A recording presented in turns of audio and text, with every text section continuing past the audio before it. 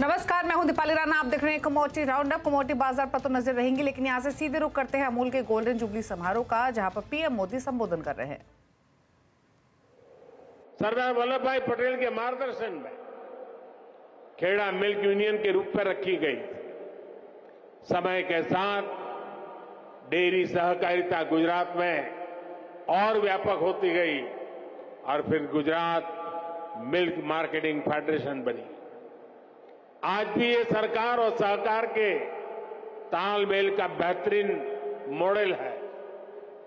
ऐसे ही प्रयासों की वजह से हम आज दुनिया के सबसे बड़े दूध उत्पादक देश हैं। भारत के डेयरी सेक्टर में 8 करोड़ लोग सीधे जुड़े हुए हैं। अगर मैं पिछले 10 साल की बात करूं तो भारत में दूध उत्पादन में करीब 60% वृद्धि हुई है। पिछले 10 वर्षों में प्रति व्यक्ति दूध उपलब्धता भी करीब 40% बढ़ी है। दुनिया में डेयरी सेक्टर सिर्फ 2% की दर से आगे बढ़ रहा है, जबकि भारत में डेयरी सेक्टर 6% की दर से आगे बढ़ रहा है। साथियों, भारत के डेयरी सेक्टर की एक सबसे बड़ी विशेषता है जिसकी उतनी चर्चा नहीं होती। आज इस ऐतिहासिक अवसर पर मैं इस विषय पर भी विस्तार से चर्चा करना चाहता हूं। भारत में 10 लाख करोड़ रुपए के टर्नओवर वाले डेयरी सेक्टर की मुख्य कर्ता धर्ता देश की नारी शक्ति है। हमारी माताएं हैं, हमारी बहनें हैं, हमारी बेटियां हैं। आज देश में धान, गेहूं और गन्ने को भी मिला दें तो भी इन फसलों का टर्नओवर 10 लाख करोड़ रुपए नहीं होता, जबकि 10 लाख करोड़ टर्नओवर वाले डेयरी सेक्टर में 70% काम करने वाली हमारी माताएं, बहनें, बेटियां हैं। भारत के डेयरी सेक्टर की असली रीढ़, असली बैकबोन यही महिला शक्ति है। आज अमूल सफलता की जिस ऊंचाई पर है वो सिर्फ और सिर्फ महिला शक्ति की वजह से है। आज जब भारत विमेन लेड डेवलपमेंट के मंत्र के साथ आगे बढ़ रहा है तो भारत के डेयरी सेक्टर की ये सफलता उसके लिए एक बहुत बड़ी प्रेरणा है। मैं मानता हूं कि भारत को विकसित बनाने के लिए भारत की प्रत्येक महिला की आर्थिक शक्ति बढ़नी उतनी ही आवश्यकता है। इसलिए हमारी सरकार आज महिलाओं की आर्थिक शक्ति बढ़ाने के लिए भी चौतरफा काम कर रही है। मुद्रा योजना के तहत सरकार ने जो 30 लाख करोड़ रुपए से ज्यादा की मदद दी है, उसकी करीब 70% लाभार्थी बहनें, बेटियां ही है। सरकार के प्रयास से पिछले 10 साल में महिला सेल्फ हेल्प ग्रुप से जुड़ी महिलाओं की संख्या 10 करोड़ को पार कर गई है। पिछले 10 साल में भाजपा सरकार ने इन्हें 6 लाख करोड़ रुपए से अधिक की आर्थिक मदद दी।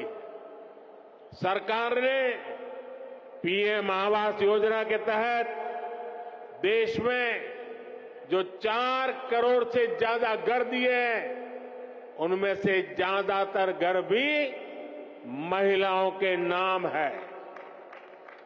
ऐसी अनेक योजनाओं की वजह से आज समाज में महिलाओं की आर्थिक भागीदारी बढ़ी है।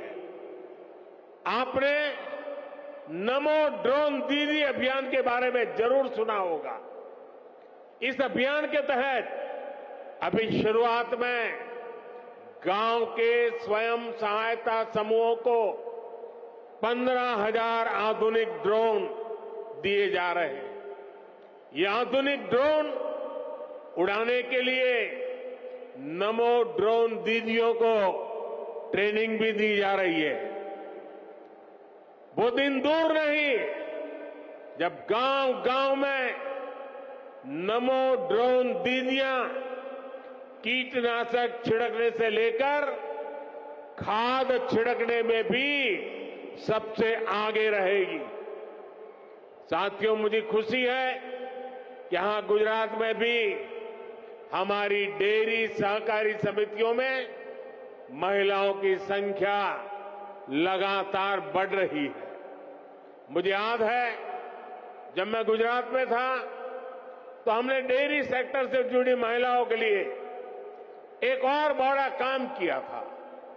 हमने सुनिश्चित किया कि डेयरी का पैसा हमारी बहनों बेटियों के बैंक खातों में सीधा जमा हो।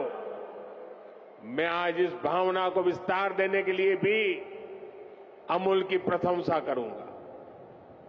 हर गांव में माइक्रो एटीएम लगने से पशुपालकों को पैसा निकालने के लिए बहुत दूर जाने की जरूरत नहीं पड़ेगी।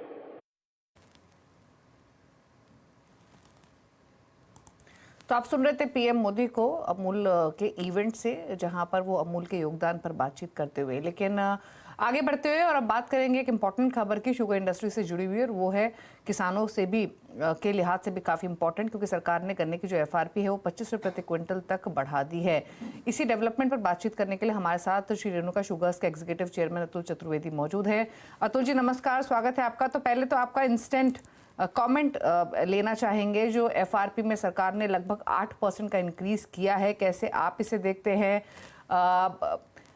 उत्तर प्रदेश, महाराष्ट्र के पर्सपेक्टिव से कितना बड़ा डिसीजन है ये, और किसानों को कितना फायदा होता हुआ दिखेगा? देखिए, ये डिसीजन जो है डेफिनेटली काफी इम्पोर्टेंट डिसीजन है।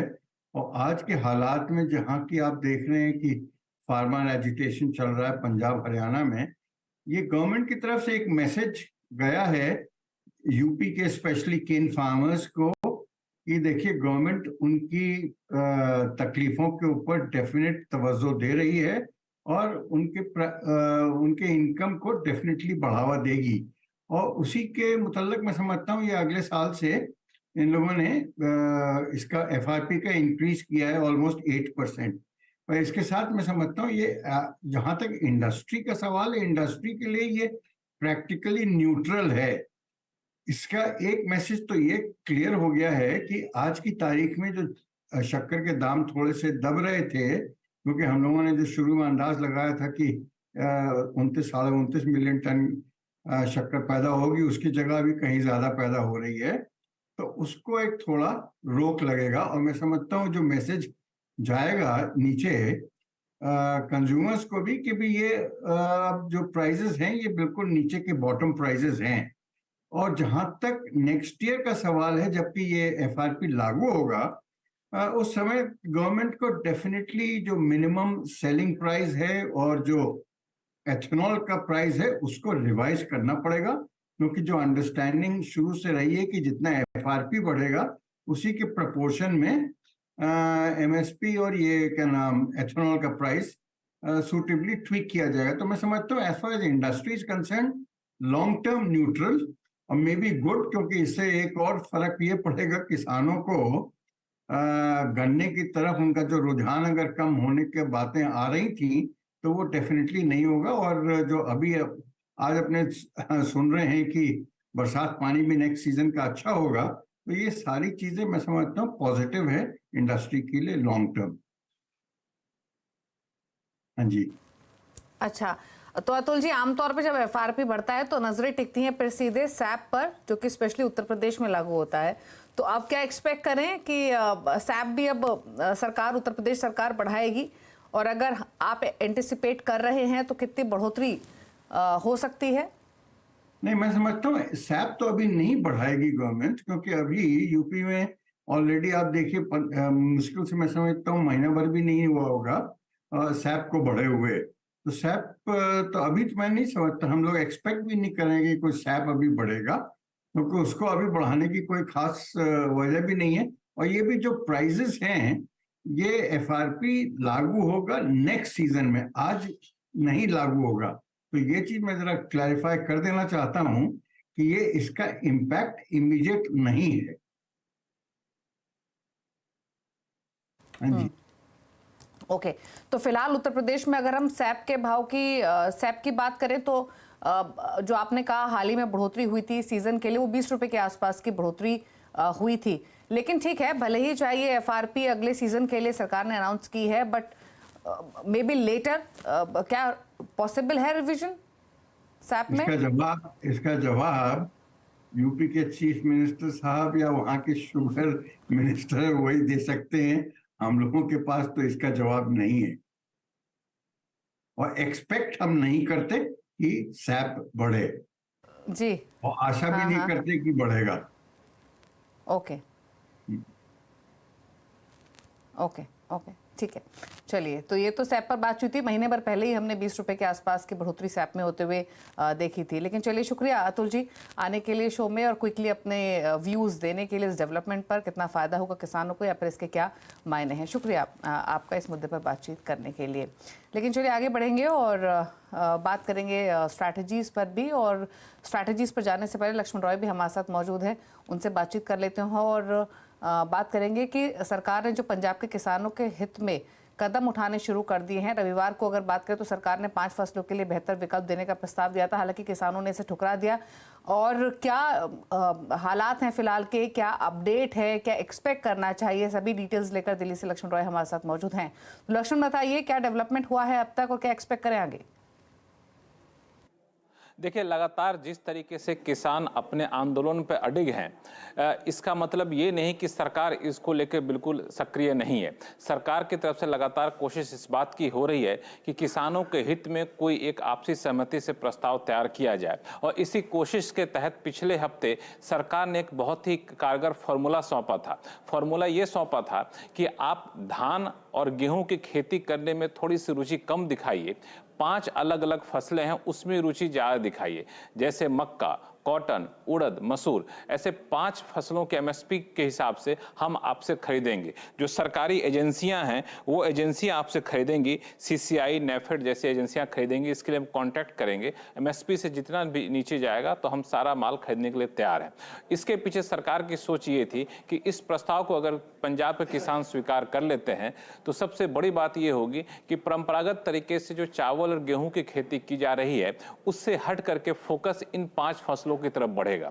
ये सरकार का मानना है कि ऐसा करने से पंजाब के किसानों के लिए लॉन्ग टर्म में काफी हित के लिए है। लेकिन किसानों ने इस प्रस्ताव को ठुकरा दिया है। ये ठुकराया जाना अगर कहें तो पंजाब के किसानों के लॉन्ग टर्म में उनके लिए नुकसानदेह है या फिर उनके हित के खिलाफ है।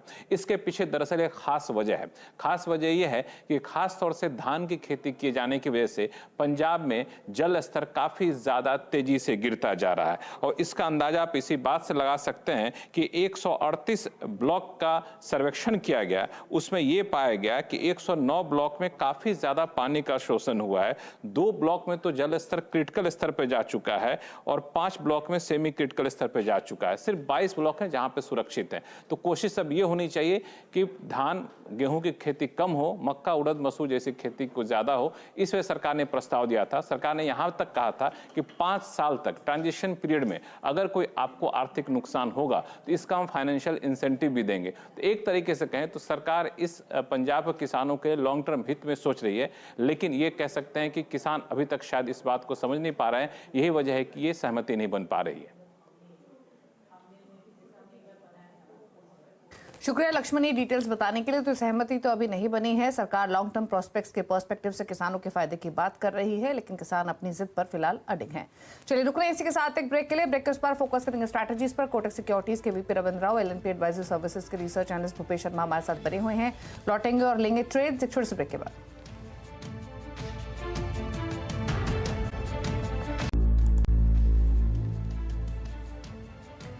आप दे रहे हैं कमोडिटी राउंडअप। रविंद्र राव और भूपेश शर्मा हमारे साथ मौजूद हैं। बात करते हैं ट्रेड्स की। पहले लेते हैं कुछ ट्रेडिंग स्ट्रैटेजीज। रविंद्र नमस्कार, बताइए पहले तो आपके top trading calls.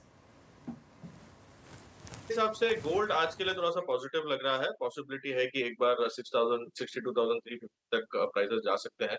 FOMC minutes के बाद भी कोई मेजर प्रेशर दिखाई नहीं दिया, क्योंकि जो एक्सपेक्टेड था वैसे ही मिनट्स का कम आया है। और उसके अलावा मेरे हिसाब से पोजिशनल पर्सपेक्टिव से आई थिंक नेचुरल गैस एक काफी अच्छा कैंडिडेट लग रहा है, क्योंकि काफी एक फॉल के बाद एक strong bullish engulfing natural gas में दिखाई दिया है और ये मंथली सपोर्ट के आसपास है। तो हमें लगता है कि natural gas short term perspective से पॉसिबिलिटी है कि एक बार 180 से लेके 200 तक के लेवल्स दिख सकते हैं। तो I think natural gas is a good short term candidate. तो इसका रिसेंट लो था टुवर्ड्स 126, उसका एक स्टॉप लॉस होना चाहिए और अपसाइड हमें लगता है कि 180 से 200 तक के लेवल्स नेक्स्ट मंथ कॉन्ट्रैक्ट में पॉसिबल। ओके, तो ये ट्रेड्स आप ले सकते हैं। नेशनल गैस पर रहेगा फोकस, जो कि ऑलरेडी काफी करेक्ट हो चुका है। यहाँ से रिकवरी एक्सपेक्टेड है। Bhupesh, good morning. आपने कुछ ट्रेड्स निकाले हैं क्या? जी नमस्कार मैडम। यस, ट्रेड निकाले मैंने। अभी क्रूड ऑयल वायदा 6,491 के आसपास चल रहा है। इसको 6,470 के नीचे इसमें बिकवाली करनी चाहिए। 6,523 के स्टॉप लॉस रहेंगे। नीचे में लक्ष्य 6,410 और 6,370 तक के संभावित रहेंगे। वहीं गोल्ड और सिल्वर की बात करें तो गोल्ड और सिल्वर के बाजार में मुझे आज गोल्ड का बाजार पॉजिटिव लगता है और सिल्वर का बाजार नेगेटिव लगता है। आज दोनों ही बाजारों में एक विरोधाभास देखने को मिल रहा है काफी लंबे अंतराल के बाद। तो जहां कहीं भी गोल्ड के बाजार में 62,050 के आसपास गोल्ड मिलता है, वहां खरीदारी करनी चाहिए। 61,900 के स्टॉप लॉस रहेंगे। 62,250 और 62,350 के लक्ष्य संभावित रहेंगे। ओके, चलिए, तो ये रही गोल्ड और सिल्वर दोनों पर आपके लिए ट्रेडिंग स्ट्रैटेजी। साथ ही क्रूड पर भी आपको राय मिली है। अच्छा रविंद्र, पूरे बेस मेटल पैक पर एक क्विक कमेंट। फिलहाल तो एक रेंज में ही कारोबार होते हुए दिख रहा है। 700 तक पहुंचे थे कॉपर के भाव, वहां से रिकवर होकर 720-25 के आसपास आ चुके हैं और वही बाकी बेस मेटल्स में भी देखने को मिल रहा है। क्या आउटलुक है यहाँ से पूरी पैक पर और कुछ स्ट्रैटेजीज है क्या यहाँ? वेल दीपाली, मेरे हिसाब से बेस मेटल्स में हमने एक अच्छी रिकवरी देखी from the lower side thanks to the stimulus from China. लेकिन अभी भी एक आई वुड से कि एक ऊपर पे एक रिजेक्शंस आ रहे हैं। अगर कॉपर को देखें तो कॉपर में 725 से लेके 730 तक एक अच्छा रेजिस्टेंस जोन है। कॉपर में एक पॉइंट मैं बताना चाहूंगा कि वीकली चार्ट्स पर एक अच्छा बुलिश एनगल्फिंग बना है, लेकिन इसका जो कंफर्मेशन है फॉर द नियर मंथ वो 725 के ऊपर आएगा क्लोजिंग वीकली बेसिस पे, और जो नेक्स्ट मंथ है वो अराउंड 730 के ऊपर वीकली क्लोजिंग पे आएगा। तो अगर उसके ऊपर आ जाता है, ये क्लोजिंग आ जाता है, तो मेरे हिसाब से कॉपर में हम 745 तक के लेवल्स देख सकते हैं। ओवरऑल मेरे हिसाब से कॉपर में थोड़ा सा एक बुलिश मोमेंटम बना हुआ है। इंट्राडे पर्सपेक्टिव से पॉसिबिलिटी है कि एक बार 720 से 721 तक के लेवल्स दिख सकता है, तो इंट्राडे पर्सपेक्टिव से सेल किया जा सकता है। बट शॉर्ट टर्म पर्सपेक्टिव से I think wait for a confirmation about 725 weekly closing. अगर जिंक की बात करें तो जिंक में थोड़ा सा एक डाउनसाइड दिख रहा है, पॉसिबिलिटी है यहाँ से और 2-3 रुपए करेक्ट हो सकते हैं। तो इंट्राडे पर्सपेक्टिव से कॉपर और जिंक दोनों ही थोड़ा सा वीकर साइड पे है, लेकिन शॉर्ट टर्म पर्सपेक्टिव से कॉपर के लिए वेट एंड वॉच कीजिए। 725 के ऊपर मुझे लगता है कि एक अच्छा